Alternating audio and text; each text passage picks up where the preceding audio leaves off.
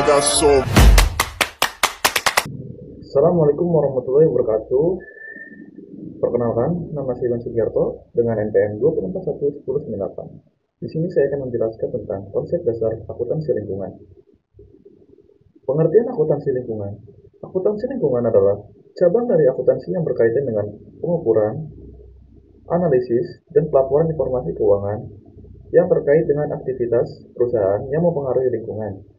Tujuannya adalah untuk memantau dan mengelola dampak ekonomi, sosial, dan lingkungan dari kegiatan bisnis. Akuntansi lingkungan melibatkan pengukuran biaya dan manfaat yang terkait dengan praktik bisnis yang berdampak pada lingkungan, seperti pengelolaan limbah, emisi gas rumah kaca, atau upaya berkelanjutan. Tujuan akuntansi lingkungan. 1. Pemantauan dampak lingkungan. Mengidentifikasi dan memantau dampak kegiatan bisnis terhadap lingkungan, seperti emisi polutan atau penggunaan sumber daya alam. Yang kedua, pengukuran biaya dan manfaat. Mengukur biaya dan manfaat dari praktek bisnis yang berdampak pada lingkungan, sehingga perusahaan dapat membuat keputusan yang lebih baik dalam mengelola sumber daya. Yang ketiga, pelaporan berkelanjutan. Memberikan informasi yang transparan dan akurat kepada pemangku kepentingan, termasuk pemegang saham dan masyarakat umum, tentang kinerja lingkungan perusahaan. Yang keempat, integrasi prinsip berkelanjutan.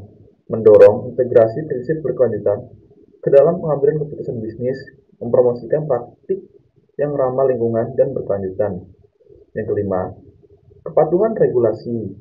Memastikan bahwa perusahaan mematuhi peraturan dan regulasi lingkungan yang berlaku. Contoh praktik manajemen akuntansi. 1. Pengukuran jejak karbon.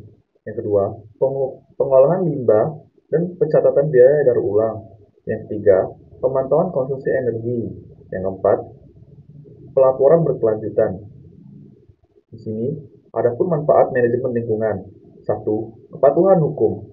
Manajemen lingkungan membantu perusahaan mematuhi regulasi lingkungan yang berlaku, mengurangi risiko hukum, dan mencegah denda atau sanksi. Yang kedua, efisiensi operasional.